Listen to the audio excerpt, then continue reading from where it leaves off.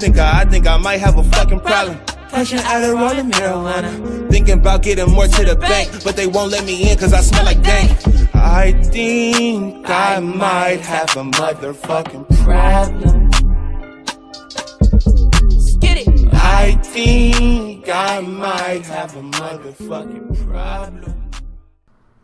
Madden world, what it be like? It's your boy Fo, and bro, we are back on that Madden 19. In today's video, we're gonna be taking a look at wing flex. Now, if you're new to my channel and this is your first time seeing me, I appreciate the view, but you know you gotta like and sub, my boy. We put in so much effort to make sure we can upload quality content, and we upload every single day. If we miss a day or any time whatsoever, we're gonna come back with multiple uploads, and that's always 100. Now, on my channel right now, it's a 4,000 sub giveaway, and it's right around the corner that we have going on.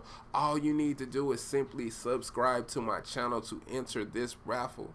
Alright, I'm gonna take one lucky sub and I'm gonna let them choose the game, and it's on me. I'll send it to you, so your next game could be free. All you need to do is sub to my channel. All my day ones, y'all know what it is. Y'all keep me motivated. With that being said, let's get straight to it. Now, I'm in Philly's playbook, and there's so much to like about this playbook, man. They got a lot of formations that you can really do some damage with, so we'll probably cover this over the course of the year. But wing flex, alright, there's some really good running plays that I like that can be extremely effective, and I'll go over that in the second video. But there are a ton of dots out of this formation as well, so we're gonna go ahead and start to look at some of these plays. In this video, we'll look at PAFL dive. Alright, so we'll go ahead and put it on the field. We'll put it against the cover for a drop, because y'all know quarters and palms ain't really popping right now. Now, the circle route that's in the slot is on this deep, like delayed, like angle post, and it works really well with the bench concept that X and R1 is on. So the first variation would be is to fade R1 and to simply drag square. Now, if you're not getting pressure, you can leave Devontae Freeman going out. So keep that in mind. All right, his route is pretty good if you're getting blitz blocking, all right? But if you have time, go ahead and let him go out. You'll know that over the course of the game. But anyway, we'll go ahead and snap the ball. Now, we're going against Jalen Ramsey and company with his created ass. So I actually threw a pretty bad pass right there, but this defense is basically best in the game. So we're going against cover for a drop. Let's look at the bench concept. And as you can see right there, that's how we should have threw it the first time. So my bad, y'all. But anyway, we'll go underneath and over the top. We'll set it up again, and then you'll see the X receiver on the bench concept is still gonna get open into this space. Like I said, bro, they're really high level. He's a really high level cornerback, like a fucking creative player, man. So he'll be everywhere on the field. Anyway, but you won't see that the majority of the time in regs. Anyway, coming back, we'll snap the ball again and look at the drag. Now, of course, you know the drag is gonna get open, but main thing is Miles Jack with the tackle. But main thing we want to look at right here on the replay is when we can let Freeman go out, you're gonna have the post that we can attack. But then we're also going to have Freeman, and we're going to have the drag at this depth. So that's one way to go about it. Another thing to look at when we set this up is Julio. So let's go ahead and take a look at the circle route. And we'll go ahead and throw that.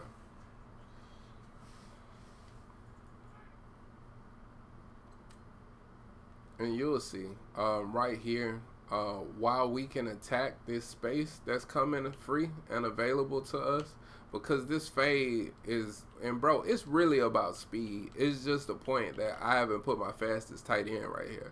If I put a faster player right here, put your fastest player on the fade, and he'll pull those two deep blues that are in any cover four. They'll go up with him, and these players on this side will not come over.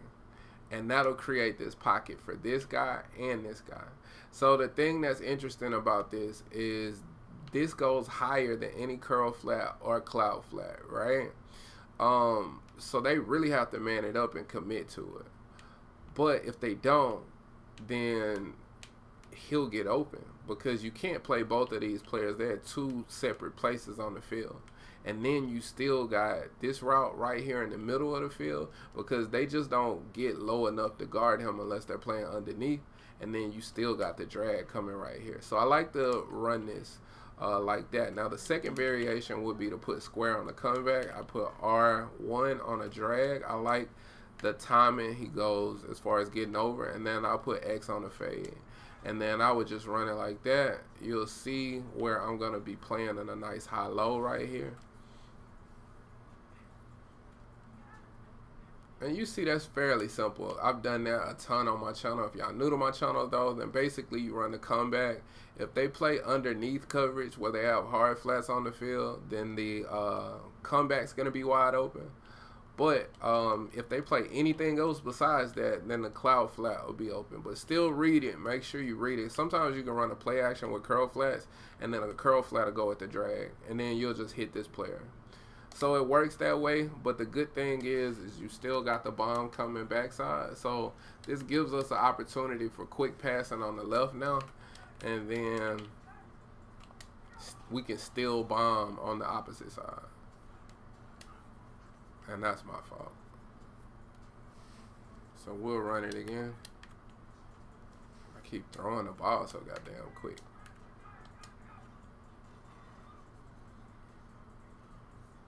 Yeah, so we just want to do that, but throw the ball like accurately. So that's my bad.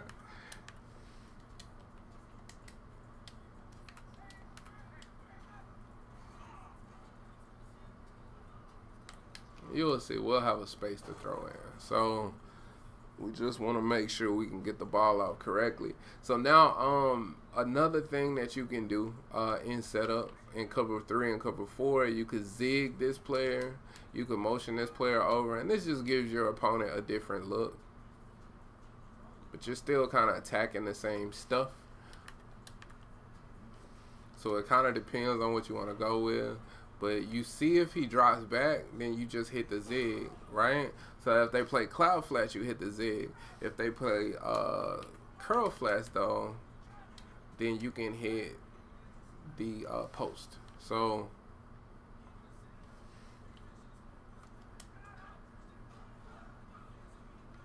see, so you can do it that way. So it makes it a nice high-low read going to that side as well. And then you'll still have the backside like hitch and then delayed post happening over the middle of the field that you can still take advantage of as well. All right.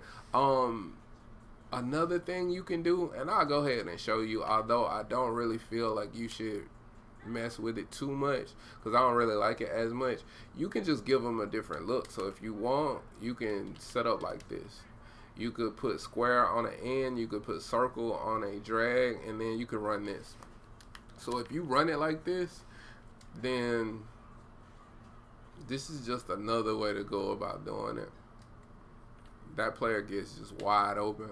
But the great part about that is that you, once again, we're just attacking at two different levels. You see we got the drag coming, but right behind the drag we got this route coming as well, and then we got this up here. So it just gives you just different ways to attack out of the same play, kind of almost giving the same look. Now cover 3, we can actually bomb cover 3. So just run all the same setups that I just showed, but the easy way to bomb cover 3, the most consistent way, there are multiple ways to do it, but the most consistent way is the smart route, that out route now, and just streak this player.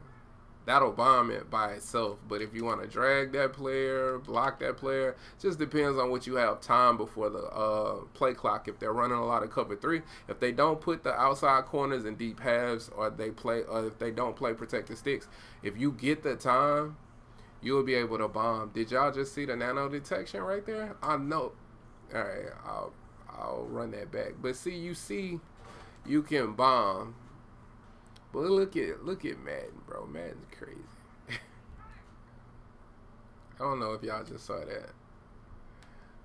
But look at this player. Nobody blocks him. They just said, and this is regular cover 3, bro. They just nanoed me. Nano detection had to catch it. So anyway, but you can see the bomb up top.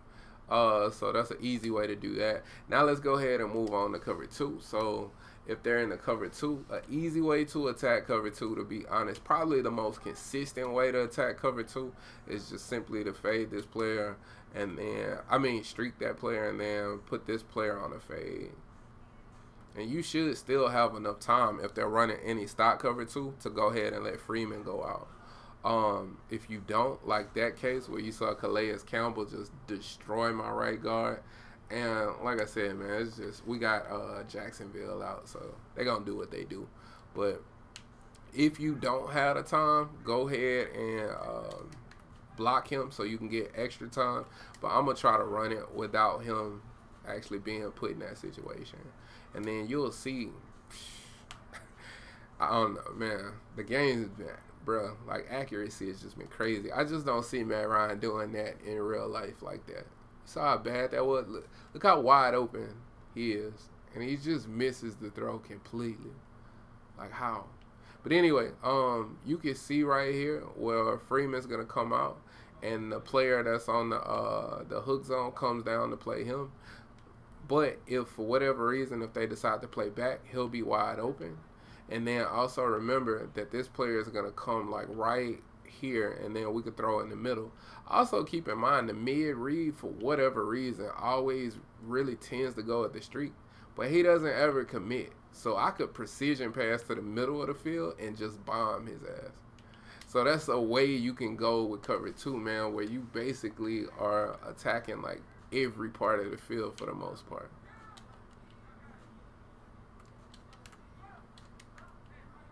So we'll do it again.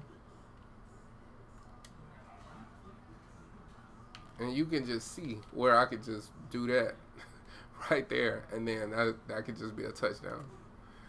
So it's ridiculous. So really, really easy setup against cover 2.